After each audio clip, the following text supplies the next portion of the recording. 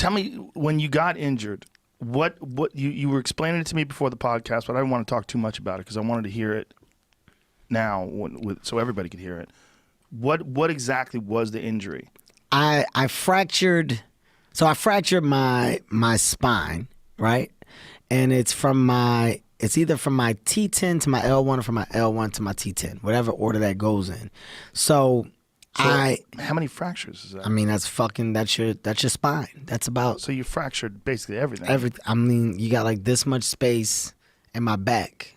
So you got to think, first of all, I'm already small, right? So this is practically my whole back. If you look at this right here, if you look at this, this is practically my whole back. So all of this fractured. And what happens is they had to fuse my spine. So do they have to remove the discs in between? They basically had to fix.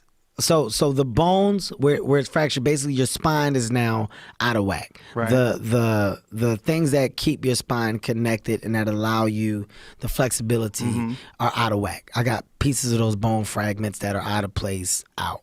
So they gotta fuse that shit back together. So I got do they 8 take screws. the disc material out and compress it and then screw them all? So is the bone all one piece now? I think I'm one. I don't know about the disc. I don't know. I don't have that answer. That's a little too technical for me, and I should know that because it was my body. But what I do know is that this thing that's my spine has 8 screws, and these 8 screws now hold it together. So through this time of healing, because I now have metal in my back, it was about getting your back to be comfortable with the metal, but also back to a normal level of flexibility. So where people fuck up, when you get this type of energy and you stay still, you allow that metal to get stiff. You're not moving it. So now your movements become robotic with it. So because as soon as I got out the hospital, I started. I didn't have days off. As soon as I got out, I started physical therapy. I did not wait. I got off medication. I said, I'm not taking no meds. You know, my dad was on drugs. I was like, I'm not fucking around with that. So I dealt with the pain, but I said, I got to start now because every day that I wait makes it harder to go. So because I was, back and forth, side to side, doing all of those things, I got my body to get accustomed to it. And I got flexibility. So now when you see me working out, it looks as if I'm back. And, I'm probably 98% back to myself right now. But the work that I put into my core and my upper body over the years are what saved me outside of God, of course, in that situation. Because, I want to tell those people just for you to know, this health and wellness shit is so much bigger than what you may think it is. Taking care of your body, you don't know when all of that stuff comes into play and adds up correctly. The human body is amazing. Recovery, the ability to snap back and go back to what it once was, the body muscle memory, all of that stuff plays a major factor. So my healing was a lot faster because of the years of work that I put into it before. Now, if I hadn't have and I didn't have that core, well, I'd be paralyzed. I'd be fucking paralyzed. I mean, they said you're literally talking about this much. Doctor, look me in the eyes. You're lucky to be walking. You're this much. If your core wasn't in the shape that it was, and if you didn't have the strength to take whatever that impact was and stay, you would have been snapped and you would never be walking again. So that instantly, thank God, I go, you know what? Thank God for my trainer who jumped into my life at a certain time and changed my way of thinking. Ronald Boss Everline, and we've been rocking for 7 years, and the consistency of 4 years before of every day. So now I'm like, you're not wasting your time ever. So when those people say, what are you working out for? What are you getting in shape for? Why are you going every day? You don't know when you're gonna need to fucking tap into all of the work that you've done. You don't know. You don't know if you'll ever need it. But to just know that you've taken care of yourself, to know that you've given yourself a chance to fucking not only survive, but perform. You've given yourself a chance to perform at a high level on a day-to-day by taking care of your engine. This is my machine. So I'm taking care of the engine. Just like any car, oil changes, just like, your brakes, your tires, the rotors, all of that shit, you taking care of that so that it's a great ride every time. You gotta do the same with your body. Don't ignore that shit, people. We dropping like flies right now. Heart attack, strokes. Yep. Kidney failure. You got people with diabetes. You got people getting legs or arms cut off from bad eating, from bad eating over the course of years. Take that shit serious. Don't wait till the end. That's serious.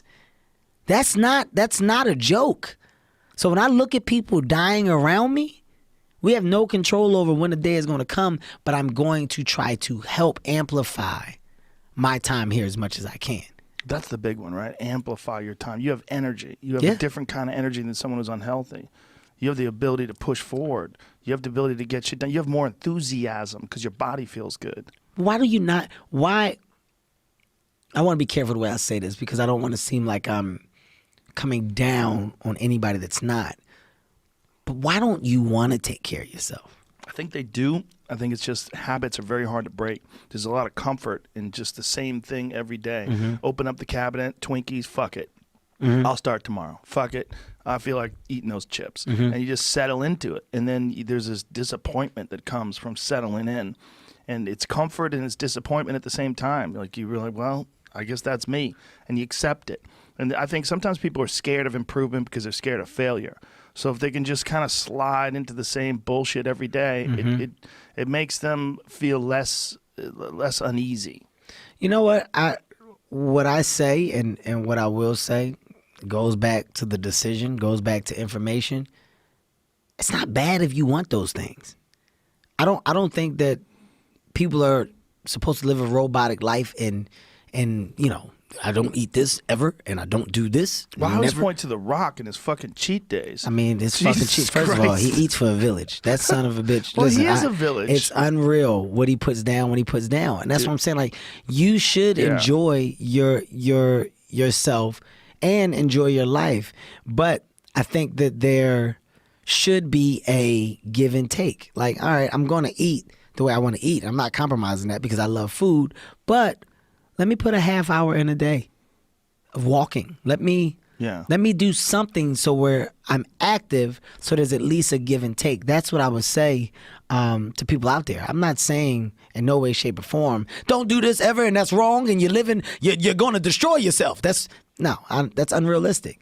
That's unrealistic. Yeah. I think you should definitely be happy. You should definitely do the things that you enjoy because like I said, in my mind, this is a game. You playing the game. Yeah. Be happy while you're playing it. Don't be miserable. One way to play the game is to challenge yourself. Like, give yourself a month. Write down for a month. For 1 month, I'm not drinking a single soda.